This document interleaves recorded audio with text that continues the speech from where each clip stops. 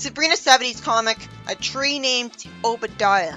We start out with Veronica's father telling Archie and his friends to be careful not to snap off the branches of a Christmas tree. And Chuck has the smart idea to fold those lower branches as they go in through the door. Sabrina's immediately able to see a ghost in the tree because that's an ability inherent to all witches. I guess because of a widespread spell cast on all witches. Her interjection is forced and lame. Veronica asks Sabrina why she gasped at a tree, and the ghost in the tree is still able to use magic for no reason despite being trapped in as a punishment. So he makes Mr. Lodge trip and causes slapstick against Archie and Betty for no reason. I guess because he's naturally desperate to lash out after being forced to stay trapped in a tree, unable to do anything for fun. Veronica actually accuses them all of fooling around and tells them to get the tree up. Why is she that oblivious? Wouldn't these people all turn on each other trying to figure out who caused all that pain? Sabrina makes an excuse to warp home, and Chuck sees it and comments on it. I guess it's all fine because he'll get his memory of that erased and won't be believed anyways. Sabrina warns Hilda that Veronica has a Christmas tree with a built-in warlock. She knows he was a warlock because he used magic. But we've seen ghosts do crazy things without needing to be warlocks in their past life. They can shapeshift to look like regular civilians. Hilda immediately knows that the ghost is Obadiah specifically, with no evidence. I guess she already got told about the idea of a warlock ghost in a Christmas tree and knew it could only be him. Even though his life would have had nothing to do with hers, unless she very conveniently happened to live in the exact same town where he lived. Or Della wasted time telling literally everyone about Obadiah's story for no reason. Why was a witch ghost kept trapped in a tree instead of being sent to the underworld like everyone else? I guess as a punishment. But why would it get a different punishment from everyone else who misbehaves? If Della wants witches to misbehave, wouldn't she only trap warlock ghosts in trees to punish them for not misbehaving? She'd still send them to hell even if he bothered her. Della teleports to Hilda because she heard her say Obadiah's name. I guess a spy witch heard her and called Della, but that was a really fast response. Della just had nothing better to do than listen in on their conversation, specifically. She can't listen in on all witches. Wouldn't she be overwhelmed by a billion people talking at once and not be able to pick anything out of it? She'd never be able to hear herself think. It'd make more sense if Hilda called Della here on purpose for help. But even then, all the witches have the same powers. And the whole story, it's been impossible to take seriously that these omnipotent witches are taking anyone seriously as a threat. Literally all Della would have to do is send a bunch of witches after Warlock to gang up on him, and she'd effortlessly win. Why didn't she do that and prevent the whole story?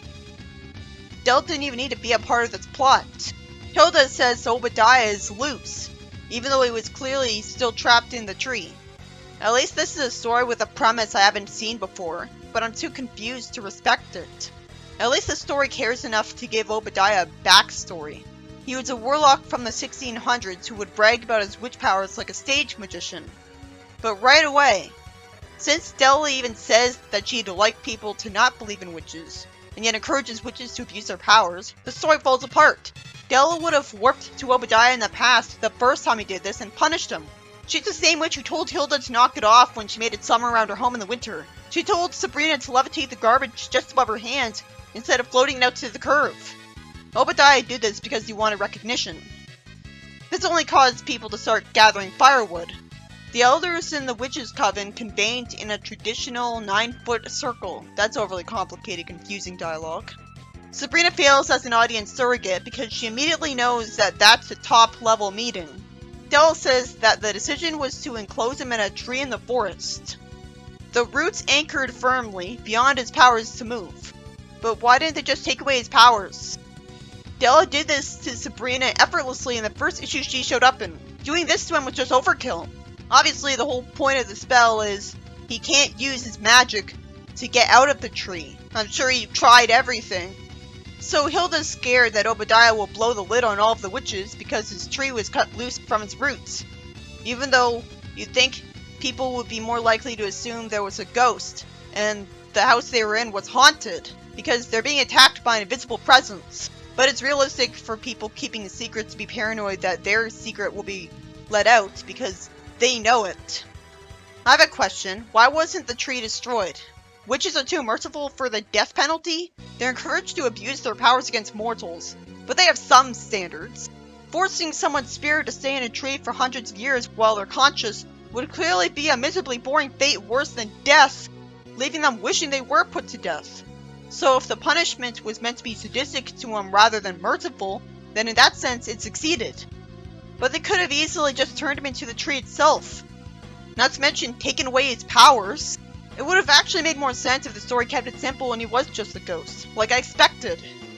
Why does Sabrina take credit for Archie getting hit by something and hurt just because Della told her to? This is hard to watch. Sabrina hurts her own reputation lying that she's the one who made Archie trip. She could have easily just frozen all of her friends in time or put them to sleep with a single spell and avoided this. She could have told Della about this plan. She's told that she has to make her friends think it was all hurtful and not supernatural to cover up the existence of witches.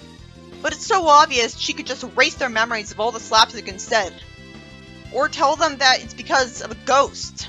She could just tell Della that. I guess Della wants her to be upset as a punishment for being good.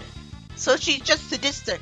And Sabrina knows that not doing exactly what Della wants will just cause her to warp to her and punish her. But I could have easily done without this cringeworthy part of the story. Hilda shows up at Veronica's house and says that the decorated tree reminds her of some of the holiday traditions back in the old country. I wish I knew which old country she was talking about. That's lazy. Zelda says they should show some of them off, and Ambrose says that he'll draw the 9-foot circle. Oh, for fuck's sake, you'd think Obadiah would immediately use magic on all of them to prevent them from doing this to him, since the same trick was used on him before and he'd remember it. He'd have plenty of time to interrupt them. It should have been explained that Ambrose pointed at Obadiah and froze him in time. But again, at that point, why bother doing this? I really hate that this was written when she could have easily not had to do this. It's ridiculous to see them say an obvious witches chant in front of everyone. They just know that they can get away with it. I guess nobody hears Obadiah talk either, except the witches. Archie at least points out that they don't sound like Christmas carols, so they're able to get suspicious. So Obadiah is made gone, and it's sad that Sabrina is called a female Reggie and a pest. Good thing the comic has no continuity. The story ends with Mr. Lodge punching a punching bag that has Obadiah trapped in it. But somehow, he's able to hear him cry out in pain every time he hits it. Which makes no sense because nobody could hear Obadiah talk when he was trapped in the tree. Why would things change now if people want to hide the existence of witches? Of course, you would assume that a ghost was in it, not a witch. But that would mean that he wouldn't be punching it for very long.